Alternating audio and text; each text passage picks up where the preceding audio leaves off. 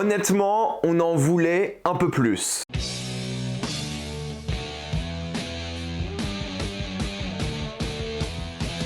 The Last of Us épisode 4. Comme d'habitude pour ce genre de vidéo, il n'y aura que des spoilers, donc si vous n'avez pas vu l'épisode 4, ne regardez pas cette vidéo et je ne vais pas spoiler les éléments qui vont arriver plus tard dans le jeu. Je vais spoiler les événements du jeu qui ont eu lieu dans cet épisode-là, mais pas au-delà. C'est que pour la première fois depuis que la série a commencé, on est face à un épisode de 45 minutes et on en voulait clairement un peu plus. Et on va en parler tout de suite, mais avant j'aimerais remercier le partenaire officiel de celle-ci, CyberGoZepen et ses 38 millions d'utilisateurs et presque 5 sur 5 sur Trustpilot. C'est comme ça que moi je regarde la série, c'est sur HBO Max et non pas sur Prime Video parce que Prime Video ne propose pas la série en 4K. Et si vous avez un écran 4K comme le mien que vous avez sûrement payé cher, en plus si c'est un écran en LED, regarder sur Prime n'est pas bien du tout. Alors que la qualité HBO Max c'est la vraie 4K et c'est bien plus impressionnant visuellement. Et pour une série aussi jolie, il faut avoir de la bonne qualité. Alors je vous recommande d'utiliser un pays de l'Union Européenne qui a HBO Max. Moi j'utilise la Roumanie. Il n'y aura pas de VF et il n'y aura pas de VO STFR, mais pour ceux qui sont bons en anglais, vous avez les sous-titres en anglais et je vous conseille de payer avec un abonnement Apple Store ou Google Pay, c'est beaucoup plus simple. Vous serez bien plus en sécurité avec un VPN que ce soit sur la Wi-Fi de la bibliothèque, de l'université ou d'un hôtel. Vous pouvez partager un compte avec 7 personnes au total et c'est disponible sur tous vos appareils préférés. Tout le monde peut l'utiliser en quelques clics, c'est fait sans aucun problème. Vous êtes satisfait ou remboursé sous 45 jours, donc vous pouvez essayer par vous-même et vous avez une assistance technique en français 24h7. Utilisez le lien dans la description en commentaire épinglé afin de vous abonner à CyberGoZepen et bénéficier de 4 mois gratuits plus 83% de réduction, foncez